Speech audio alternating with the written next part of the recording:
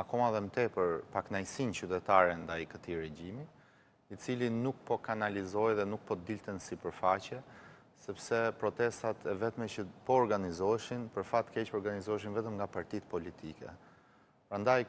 kjo protestë e dal nga dëshira qytetare është 10 herë më e mirë se çdo lloj proteste e thirrur nga çdo parti politike, të cilat kanë qenë të dënuara për të thirrur protesta për çdo lloj tematike,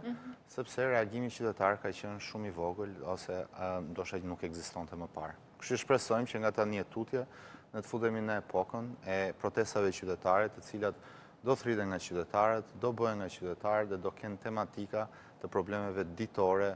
që vetë qytetarët vuajnë nga qeveria. A ishte e pritshme në fakt një reagim i qytetarëve dhe një numër kaq i madh pra i qytetarëve kemi pasur? Dëshira dhe pritja ka qenë e madhe, pra ne e kemi pritur prej shumë kohësh, por ajo nuk po ndodhte, kështu që edhe shpresa kishte filluar të ezaurohej se një ditë kjo popullat, pra qytetarët e Shqipërisë, do reagonin në mënyrë të vendosur. Por, normalisht, ishim të gabuar. Kështu që,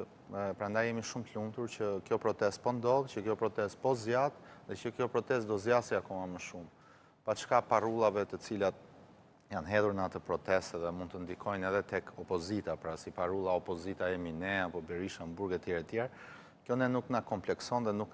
na heq vështrimi nga gjëja më e mirë dhe më e madhe, e cila është reagimi qytetar dhe ne duhet ndihmojmë këtë protestë deri në fund që të ketë sukses.